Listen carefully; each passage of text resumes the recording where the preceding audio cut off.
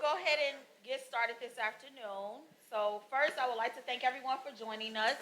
As we are in celebration of Black History Month 2024, we are celebrating African Americans and the arts. So please give a special round of applause for Dr. Amani Wazwaz. Thank you. Thank you.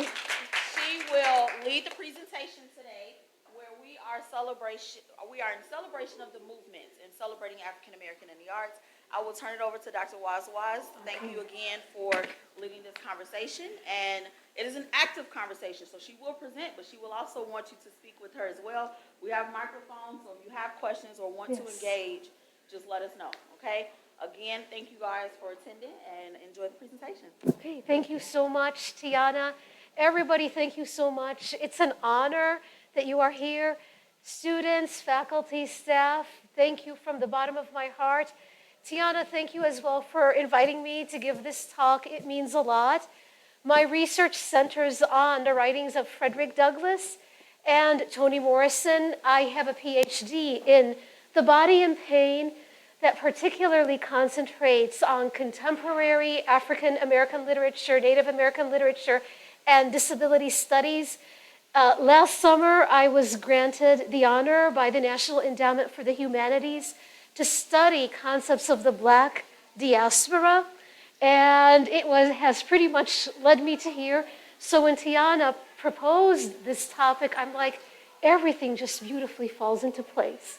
So for the topic of discussion, as Tiana just mentioned, it's a celebration of African Americans in the arts, and the focus is the historical and cultural connections of Black cultural movements within the United States and within the international setting. So we're going to talk about the history and the role and its impact on society. So what I want to begin with is the following. It stresses on the global connections between African Americans and African Americans in the diaspora.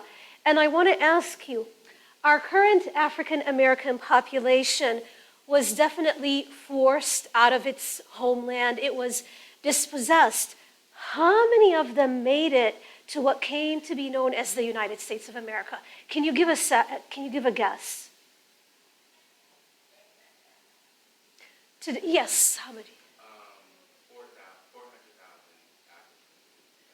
400,000. That is perfect. Yes, you are definitely right. So 500,000 who actually made it out was roughly 400,000 to 500,000. Where did the other millions go? Roughly 10 to 14 million. Where were they forced into? Not the United States of America, but where? You are right, exactly. So the ancestors of African Americans come from the roughly 450,000 individuals who were forced out of their homelands. So before I move ahead, can I please have a minute of silence for the many millions of artists, the many millions who would have been visual artists, dancers, musicians, writers, and poets who never got to be that because of the injustice and ruthlessness of history. So just a pause, a minute, in honor of their memory.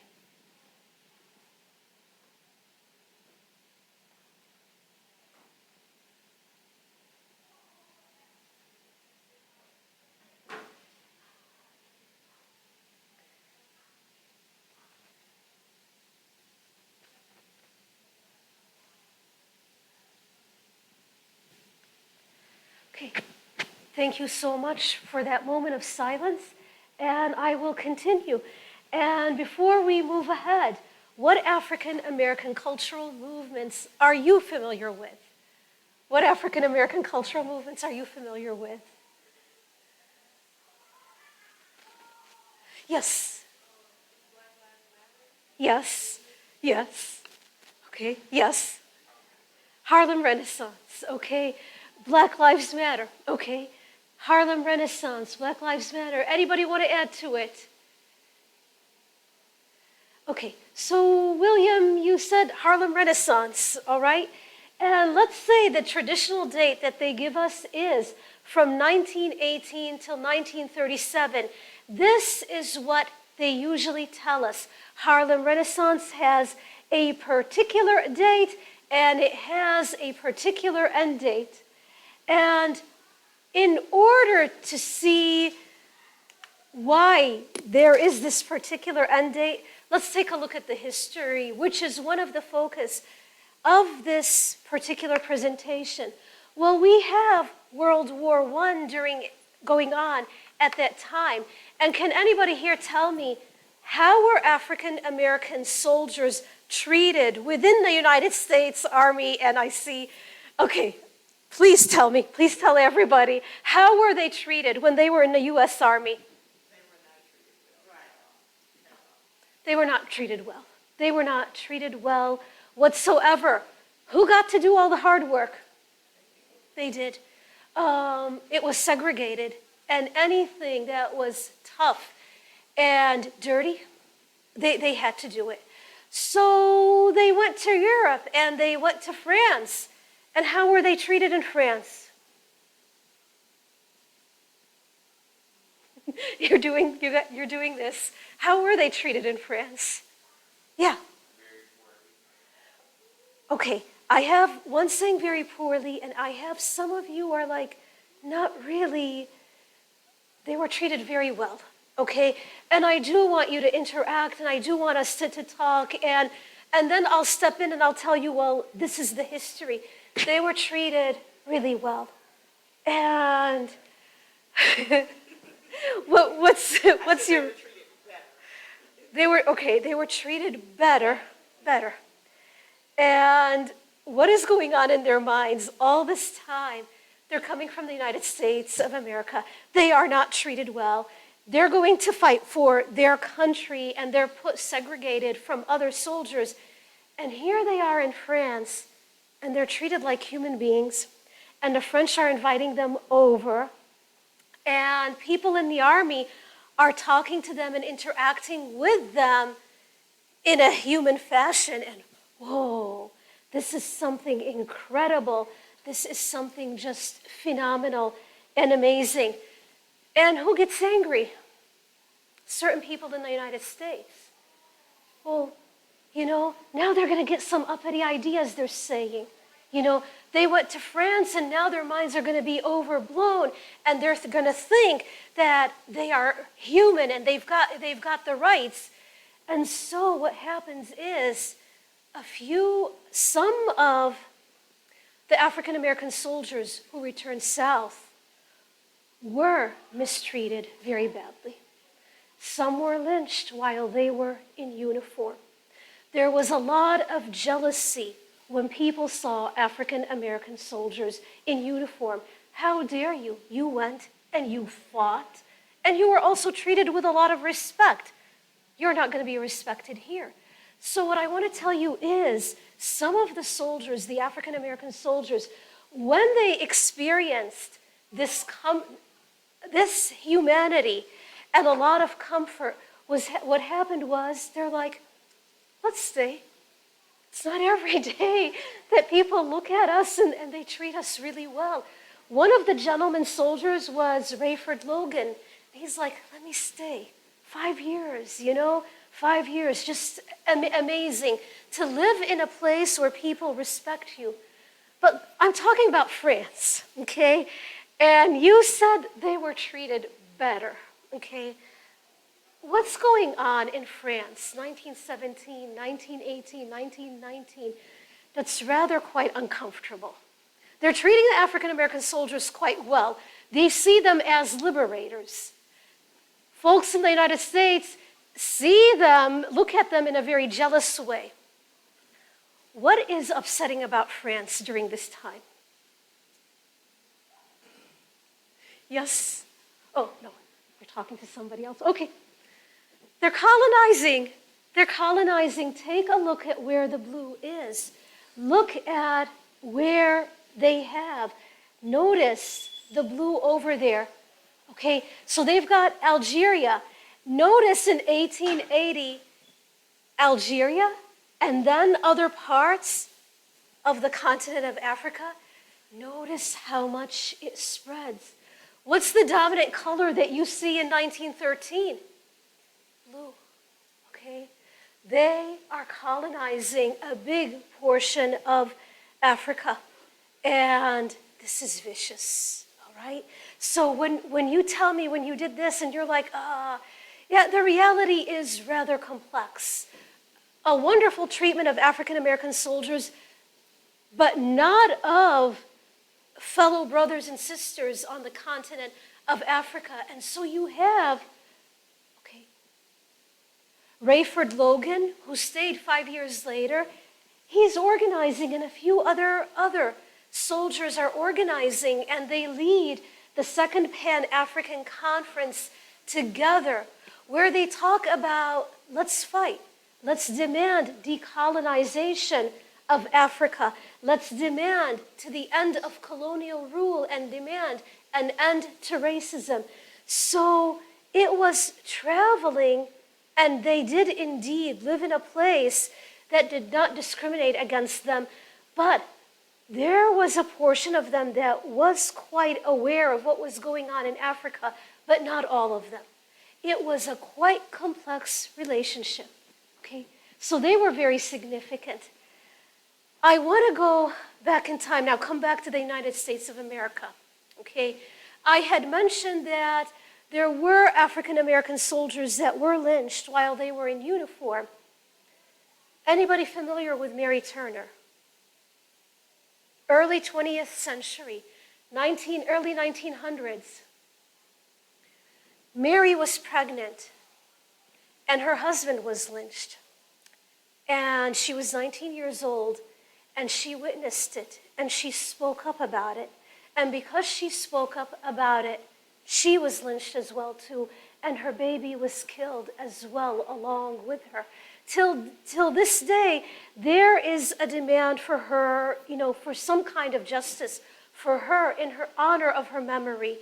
I use Mary Turner as one example, but lynching was predominant in the South. It was terrifying.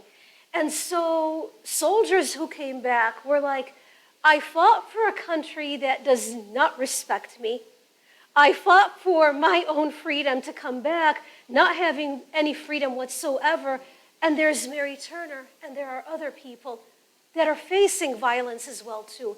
Violence, no respect, Jim Crow laws, segregation. What did they do? What did some portions of the African American population, what did they do after this? Violence, very little job opportunities, segregation. What did they do early 20th century? William, you know. No, okay. Keep eating. Anybody else? Remember? Yeah.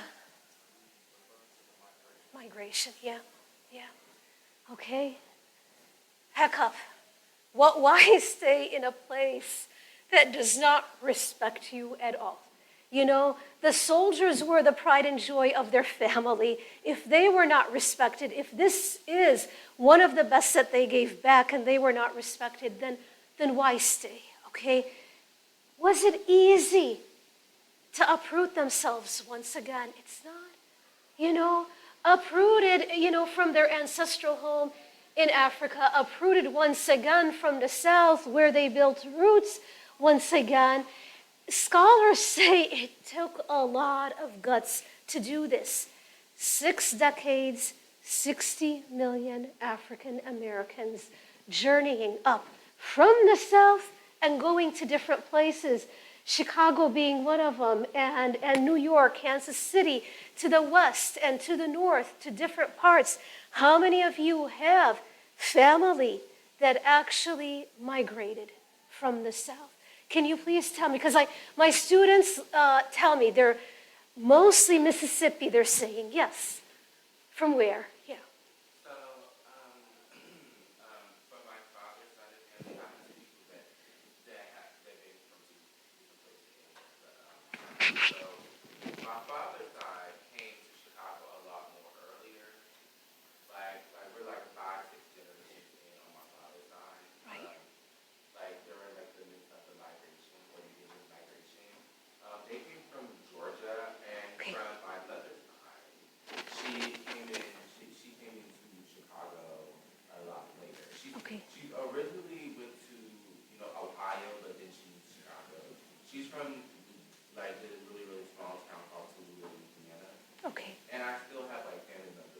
Yes, I hear you. Bill is from, who's literally from they migrated to Chicago. That's where that's where my family's from, and I got family all the way in like Vegas, Los Angeles, Well, and Chicago. okay. And went all over the United States of America. But your dad's side is from Georgia, right? And your mom from Indiana. Okay. No, Louisiana. Oh, my bad. Louisiana. Okay. Anybody else want to share? Yes. Yeah, on my mother's side, they are from Georgia, Okay. and my grandparents migrated to Detroit, Michigan. Okay. All right. So from Georgia and then to Detroit, Michigan. I hear you.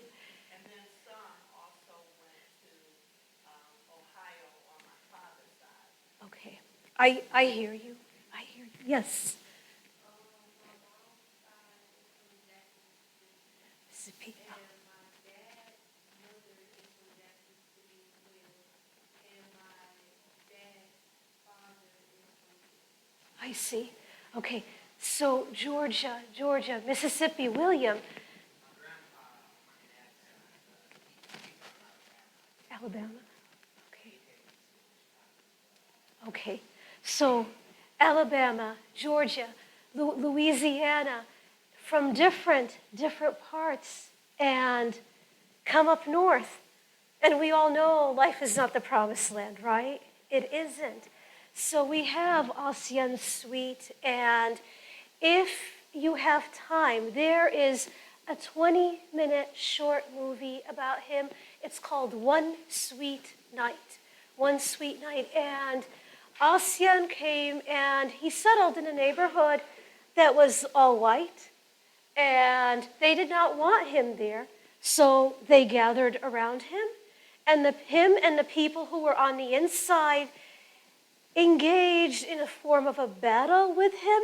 And what happened was a shot came from somewhere, from Ossian's house, and it killed a white man. And what transpired is huge court, and him and his wife were put in jail. It was very messy, and it was one tragedy after the next. Unfortunately, Ossian, at the age of 65, died by suicide, and perhaps it was all the stress that he could not bear. But this is one of the many tragic examples of African Americans attempting to find a kind of promised land in the North and not getting it. Okay, and then we get to Harlem, New York. Harlem. And there are 175,000 African Americans in Harlem. And you get people together and they start talking about their experiences, and they start exchanging different stories. And they do start creating art. And you mentioned, William, earlier, Harlem Renaissance is one great example of an incredible movement. And this is when African Americans want to express themselves on their own terms, their very own identities, their own art, their own visual arts, their own poetry, their own music. It was definitely a very energetic time. But there's more to it. And I would like to share the scholarly work of Professor Ernest Julius Mitchell from Yale University, who says, let's pay attention to the term Harlem Renaissance. It first appears in the 1940s, and then it becomes very much an energized term in the 1960s. So he says, pay attention. The word Harlem Renaissance is used a lot. How many of us have heard Harlem Renaissance? A lot. Me, William, a lot of us. And what he's saying is there's more to it, because the way that we use words actually can shape reality and can hide particular realities that should not be hidden. So he's like, okay, first of all, if we use Harlem Renaissance, the problem is it's only going to restrict this time of intense African American creativity to where? Harlem, okay? And it's only going, okay, to basically restrict it to, maybe I moved ahead too much. Okay, let me find it. Okay. It was on one of these slides, doesn't matter. It's going to basically restrict it between 1918 till 1937. A Renaissance restricted between those times. Is that enough for a people to develop their art? Roughly 20 years. Is it enough? Professor Mitchell asked. It's not. Why is it that the European Renaissance, it takes it years and years and years, and people talk about it going on forever? Why is it that the Harlem Renaissance is constricted? Why is it that the dominant narrative, one that I have heard, is constantly, the Harlem Renaissance began at this time, it was an amazing output of cultural creativity, and then it failed? How many of you have heard that always, the Harlem Renaissance failed? Constantly. I hear it, and he's like, okay, let's pause this narrative, and let's take a look more at the history behind it. And I want to direct attention to an incredible poet by the name of Fenton Johnson, who actually wrote about the Renaissance and Negro Renaissance, not Harlem Renaissance, okay?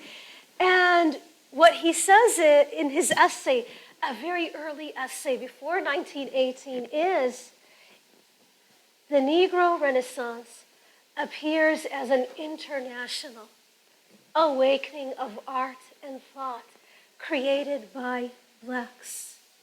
Harlem, one place. What is something, a word that stands out to you in his quote? This is before 1918. What stands out?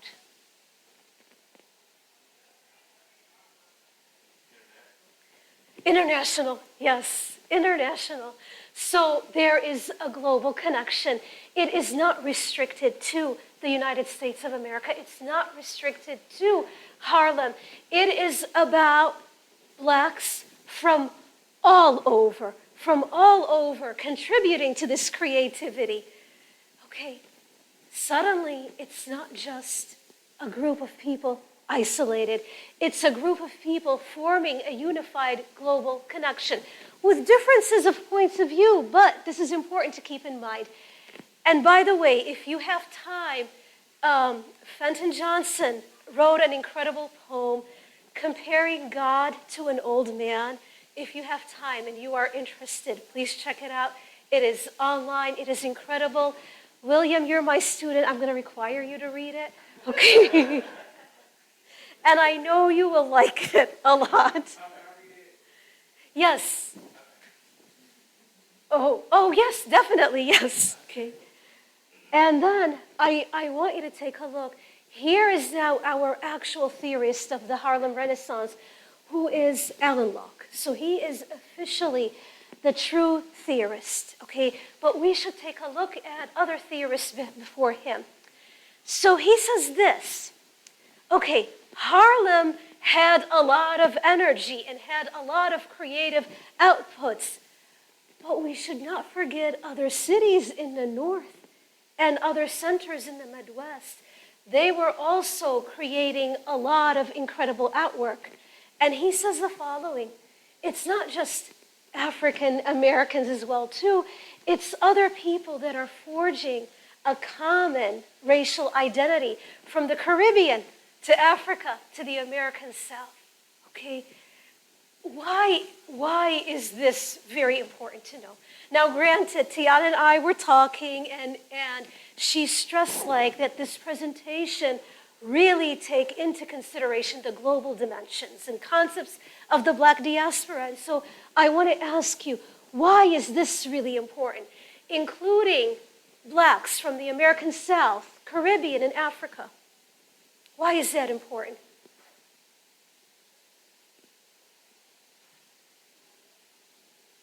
Okay. Yes. Yeah. Oh, yes. exactly.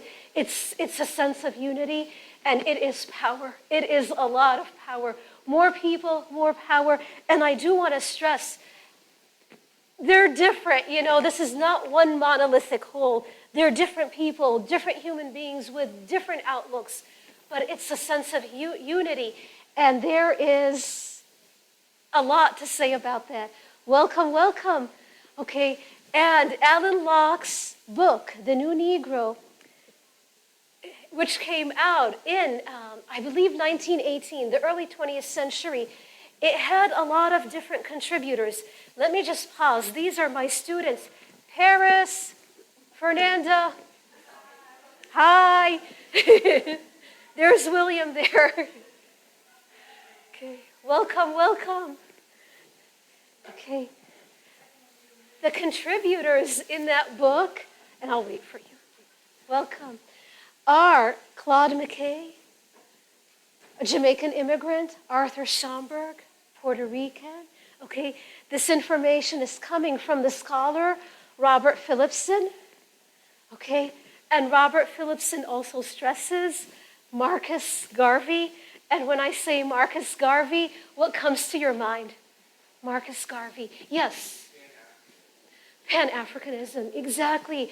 Black pride, decolonization, and scholar Robert Phillipson said, we got to take into consideration that the Negro Renaissance does not draw directly from the ideas of Marcus Garvey, but he was around and he infused this spirit of black pride, and it affected people.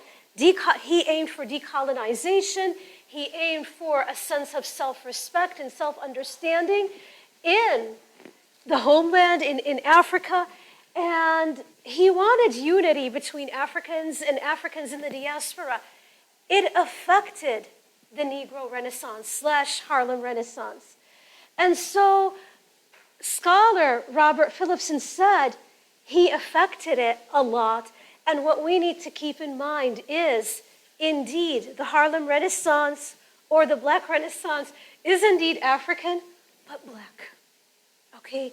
Keep that in mind, because when we say black, we're going to open up the idea that it's more inclusive. What's beautiful about it is it stresses black identity beyond white labels, and that's very significant. And it affects phenomenal writers like Langston Hughes and Zora Neale Hurston, who started to feel a big connection with Africans and the homeland and the African homeland.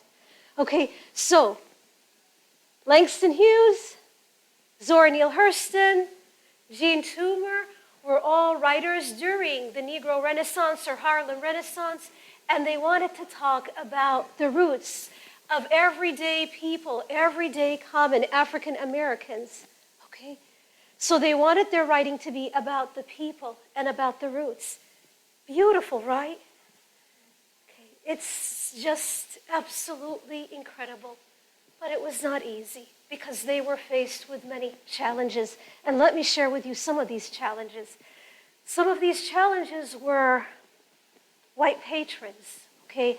And I have Charlotte Mason was one of them, and back then she had donated $100,000 to black artists, Zora Neale Hurston being one of them, and Langston Hughes being another. And Fernanda, I could see your expression, that is a lot. Wait till I tell you that $100,000 back then was like $1 million now, okay? So she gave. But she also wanted to control. And so what happened was Langston Hughes has this entry up there, and Paris, can you please I want you to read this. Let me just give, a little bit of a background. She told Langston Hughes what music he could listen to, what he could write, and how he could write, and he's like, what are you talking about? And she had her own vision of what Africa was like.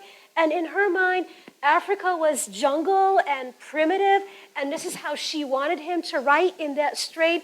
And he's like, I don't understand. I'm not, something's not clicking here.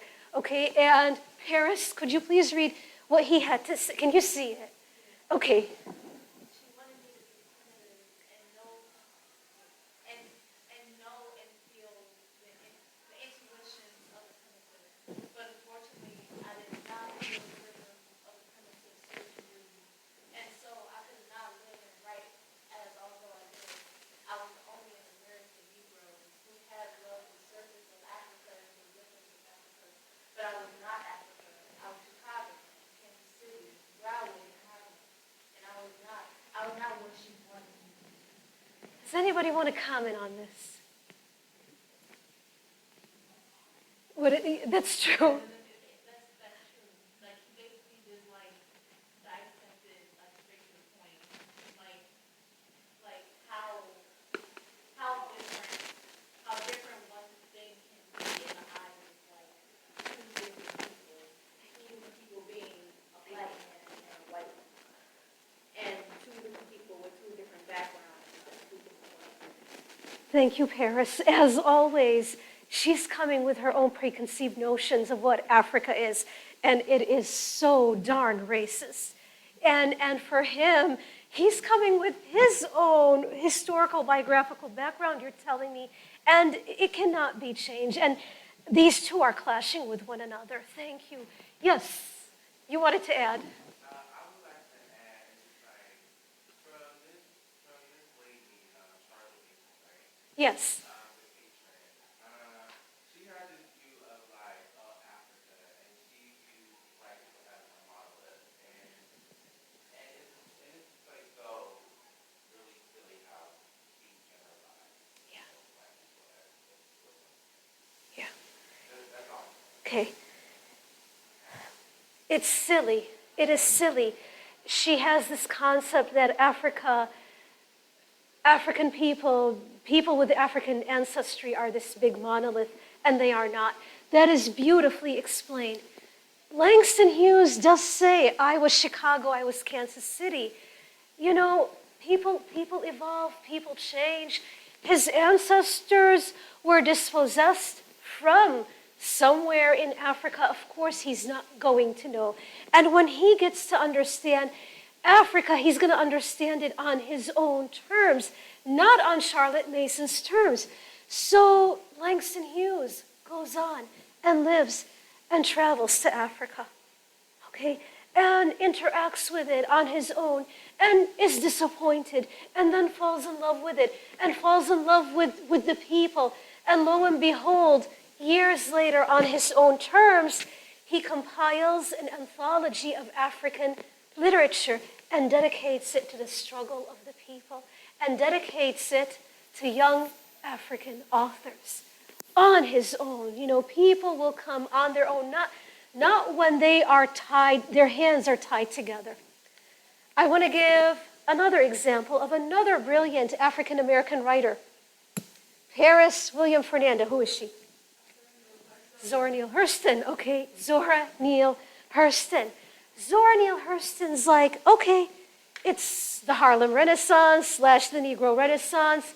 A lot of artists are going to France, they're going to Europe because they want to experience a life that is free from the terrible racism in the United States of America. She's like, I'm not going anywhere. Let me go down south. Let me be with the people.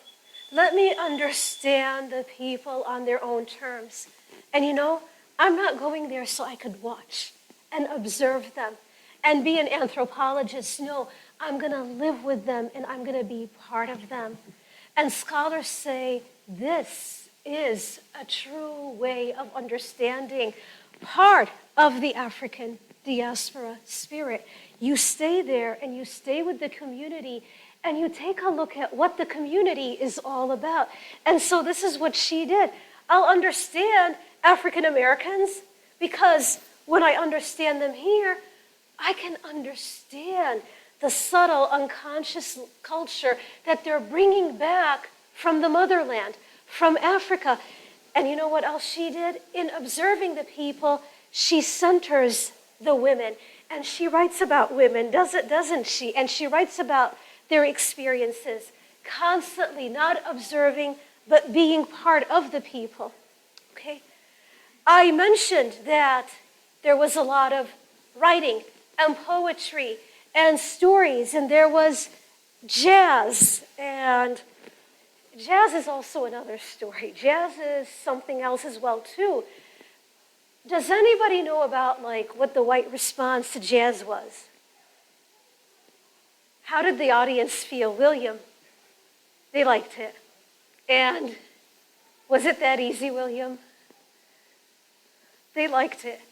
They liked it, and they liked it maybe a little too much. A little too much. All right? Okay. All right, we got it. All right. Okay. Oh, gosh, it's so beautiful to create and art and literature and music. And then you've got people being like, oh, how cute. Oh, it's not cute. What is it, Paris? Yes. And then when they do that, do they often give credit back to the artist? They don't, okay? And then they have the Cotton Club. We've all heard of the Cotton Club, right? We've all heard of the Cotton Club. So you have beautiful African-American women dancing, giving back to their community, African-American audience, in our dreams, okay? The Cotton Club allowed singers, dancers, musicians, but the people in the audience were not black. They were not permitted to be there, so ouch, okay? Art is supposed to be there for the people, isn't it? And then you've got Charlotte Mason and the likes of Charlotte Mason trying to hold, Langston Hughes from doing what he wants. You've got rich people in Harlem by William, holding on. And then on top of it, Harlem at night, you've got white people coming in and watching performers. One scholar has it on record. Some would say, why should I go to Africa when I could go to Harlem? So it basically dehumanized it right there and then. Okay, so in keeping with the true aims of this lecture, we gotta know about the art, and we gotta know the history, and we gotta know the harsh reality. Paris.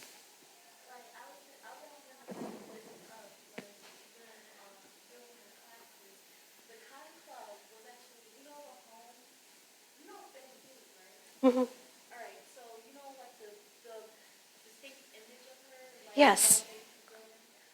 You know, she was inspired by a black woman.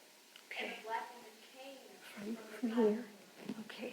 Right here. really like the story, and I was like, that would make so much sense when the story of like what happened in the desegregation and low-key the segregation of like black women and how they were perceived. Right. And how like white women took that and made it in like their own way, and society sees it and it just like blows up much bigger than like the actual creating. I hear you, and that is like an excellent explanation of society taking something from African American culture and blowing it up in a different way where it is changed. And then these women are sexualized. You're definitely right. And it's tragic. And then we move ahead from this segregation to this segregation. And it moves into the 30s and the 40s and the 50s. And the segregation continues. And here we have the civil rights movement and the spirit of peace, love, nonviolence. People will wake up. It is through love that we could change the world. Inspired by Mahatma Gandhi. Montgomery bus boycott. How long does it last? Montgomery bus boycott.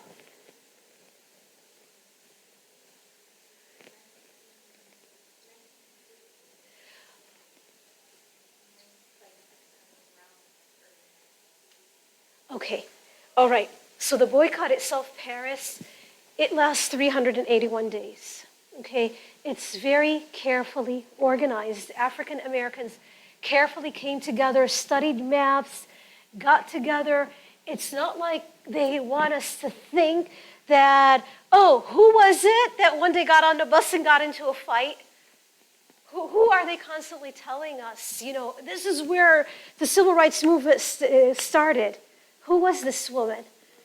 Rosa Parks. It's not true. It came much earlier, and different people had their own methods of boycotting.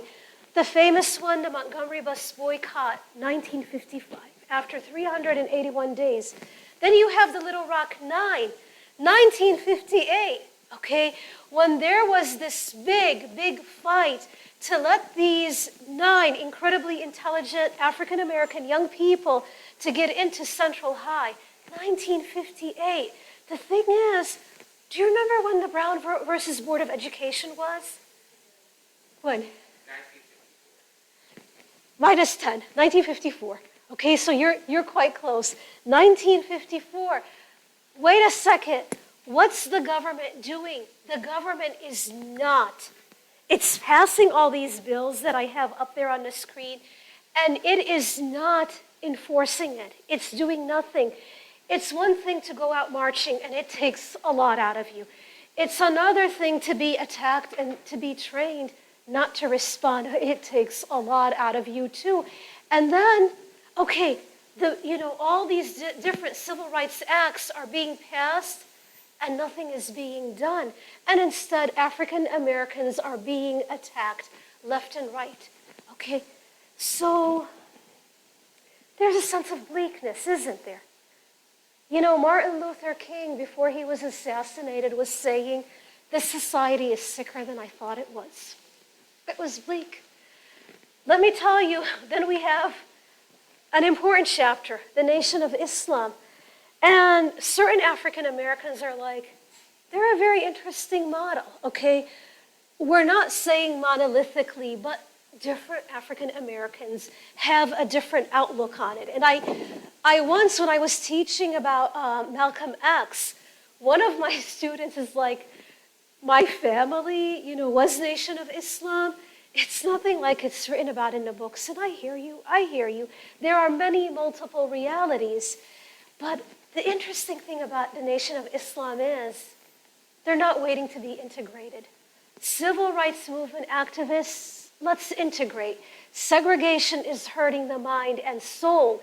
And it's proven by Dr. Kenneth Clark with the doll test. You're familiar with the doll test. Which doll do you pick?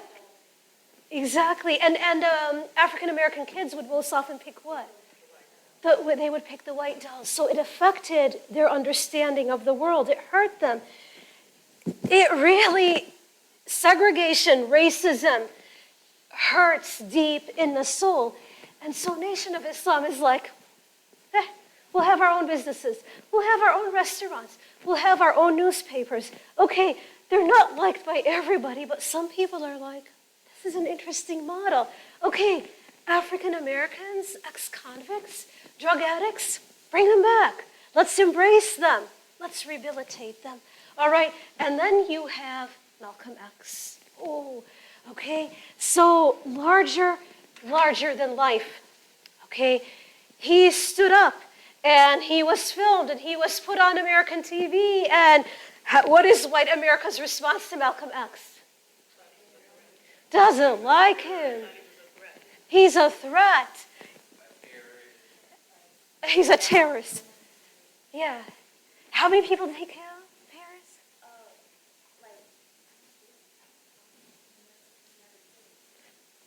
How many bullets were put inside his body? 16. Okay? He was not killed. I'm sorry, he did not kill, but he was killed. Okay? All he did was he said, we're going to defend. Enough is enough. You can go out there and you can peacefully march and you can change. You can pass the bills, for the government. But if there are no real life changes, what does it matter? Okay?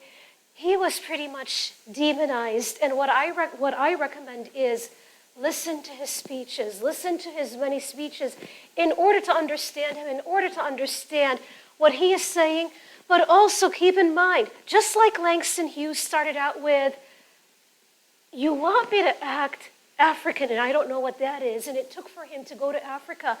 You also had Malcolm X also traveling and coming to understand life and race on his own terms. Yes. I just know like preferences, like Martin Luther King was killed by the U.S. government and killed, and he was protesting peacefully. So I feel like that contradicts everything that was saying. If we protest peacefully, we get and we get killed.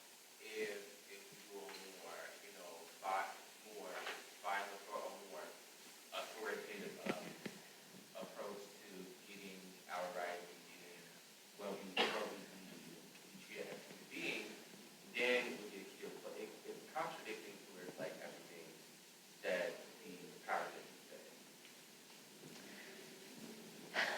So, protest peacefully, you're killed.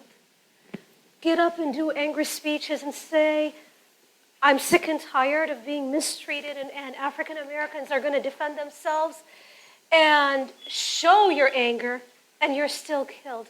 And you're saying, no matter what you do, you're dismissed. Paris. Yeah, I was like, well, I said this before, and like you said, like it's crazy when you think about it, because these two people, MLK and Malcolm X, their whole goal seems to be like complete opposites. MLK wanted peace, he wanted justice, but at the end of the day, they were both taken down in the same exact way, and it just goes to show that like no matter like, especially like, as you know, even like today, like till this day, no matter if you're shouting out for peace for all or like justice for these people, like you're still gonna drag the same exact like target audience, which is always the audience that you don't want to bring, like haters, death threats, this and third.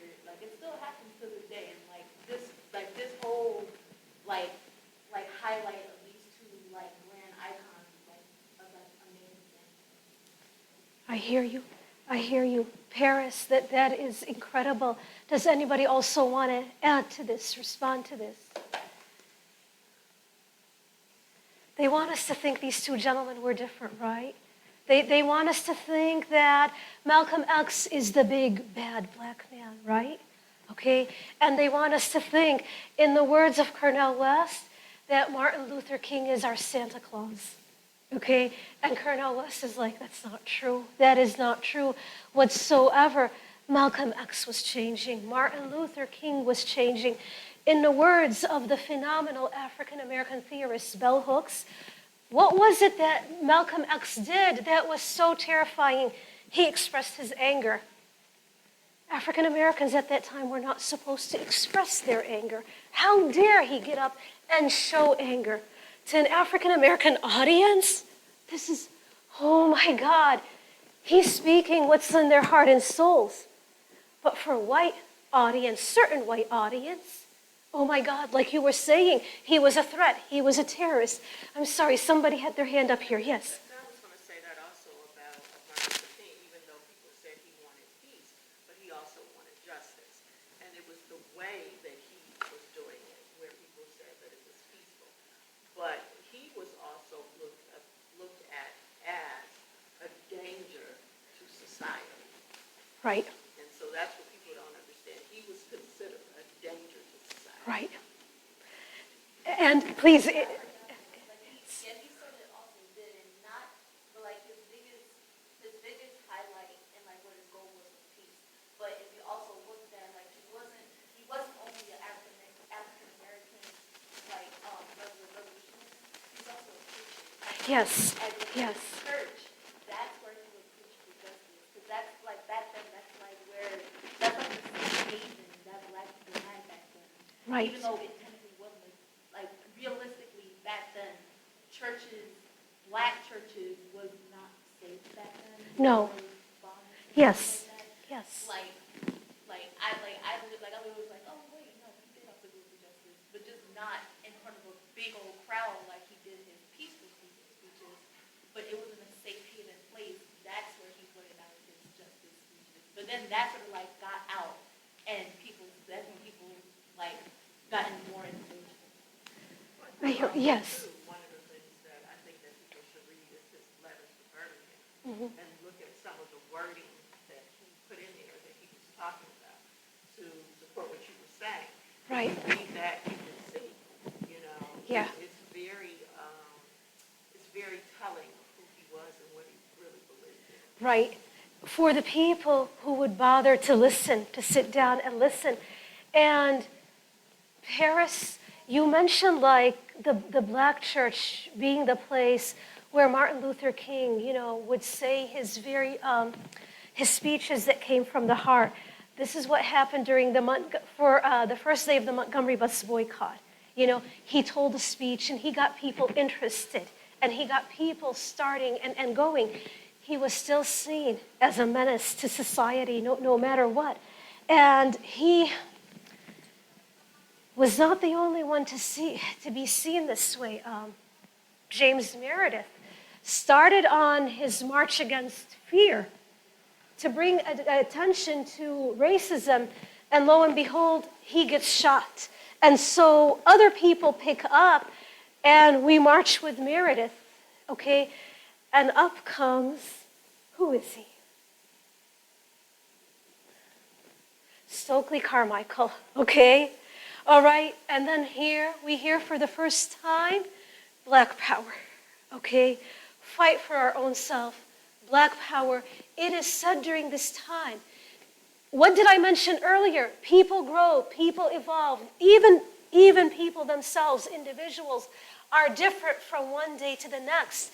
The concept of the Black Power also changes as Stokely Carmichael moves on with his life. Black Power, liked or demonized? Demonized. Demonized tremendously. But take a look. It's demonized.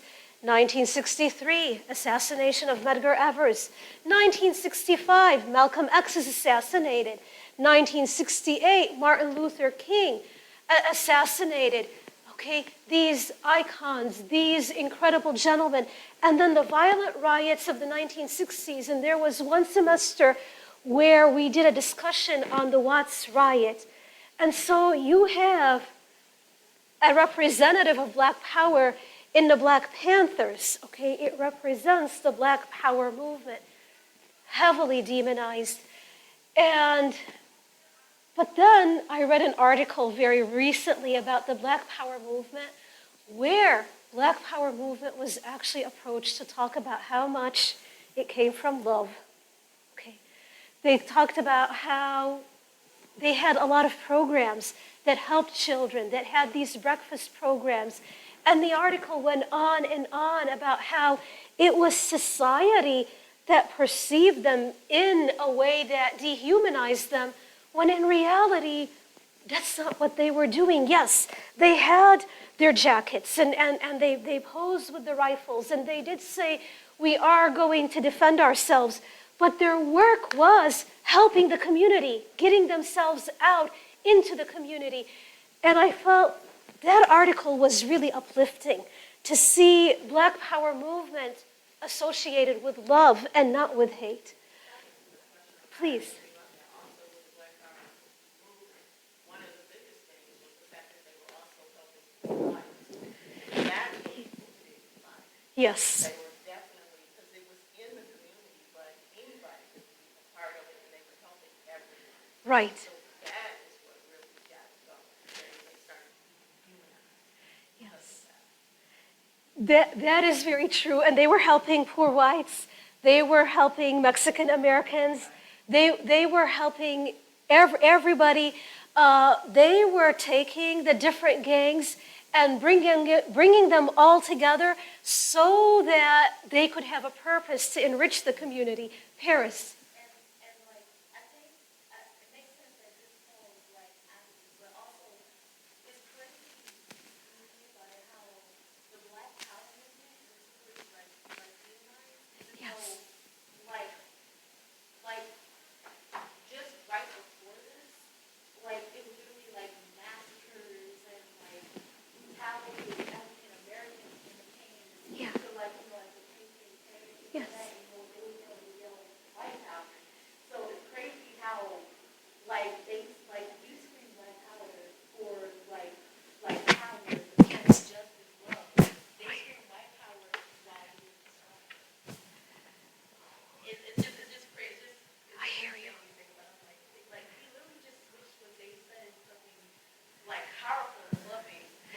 Maybe even African American Day saying that.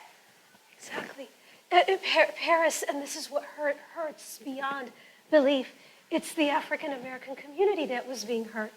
It is, you talk about the churches that were not safe. You've got the 4 little girls who were killed inside of the church. You've got different African Americans being lynched, and it was the anti-lynching bill was passed in 1965. It's crazy. The violence is against the African American community. The African American community is responding.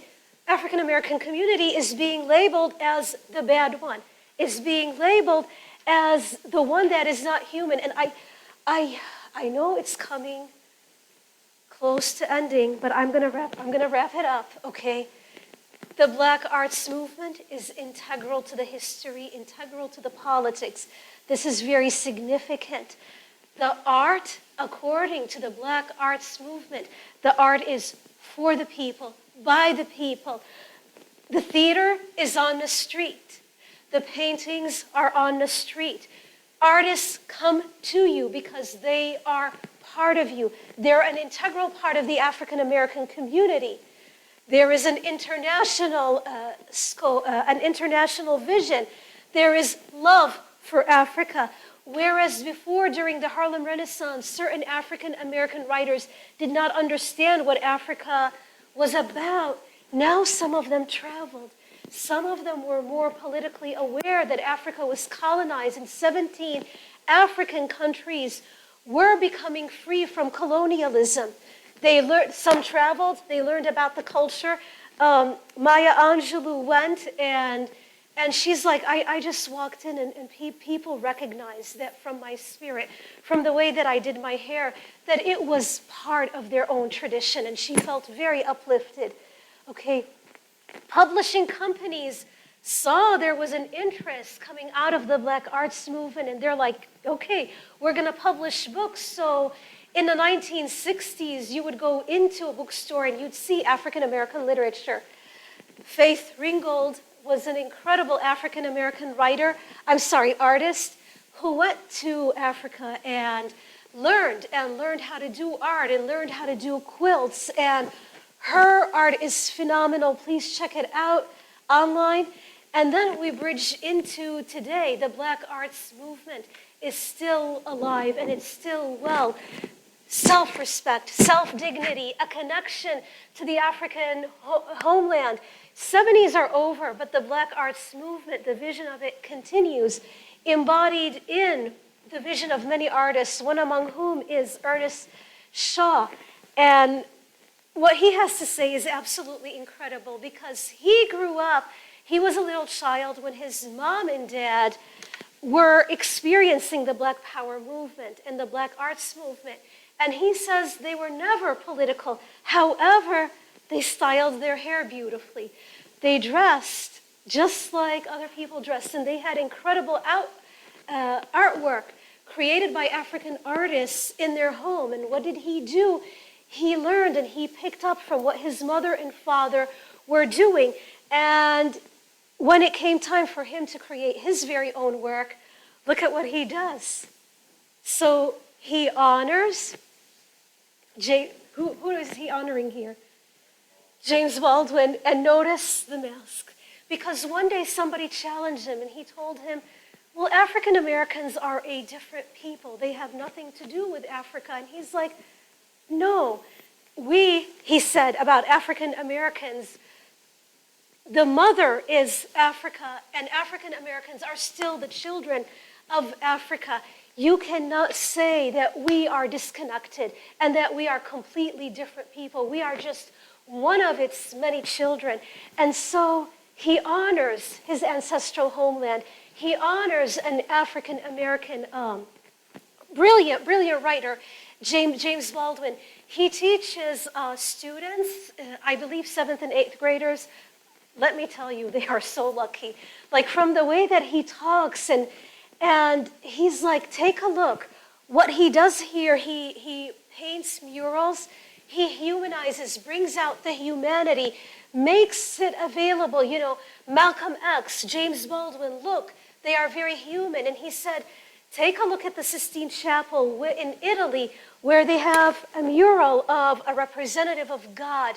Basically, by drawing a mural, you highlight the humanity of the subject.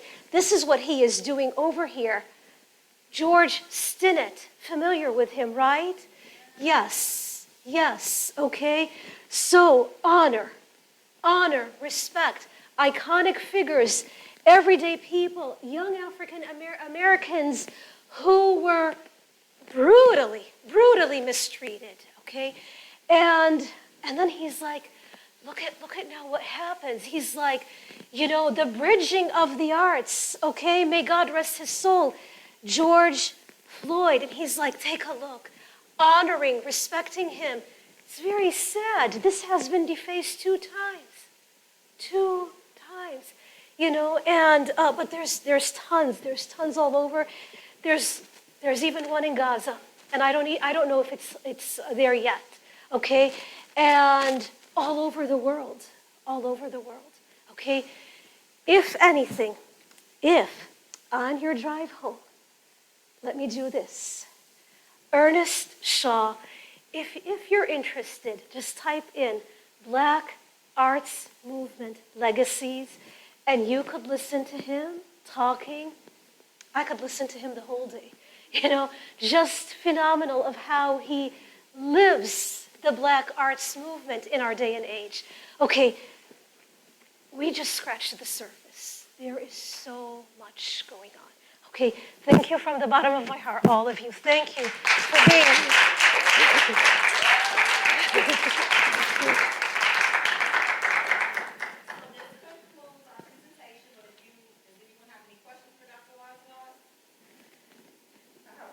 Yes, Adrian.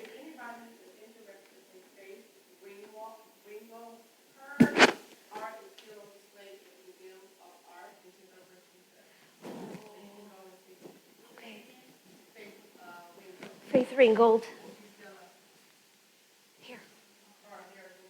Yeah. We also have our wonderful library here, so when you get ready to head out, please stop by. If there are any books that you would like to check out, there's a librarian here to assist you with that. So again, thank you for joining us today, and again, thank you, Dr. Wazwaz.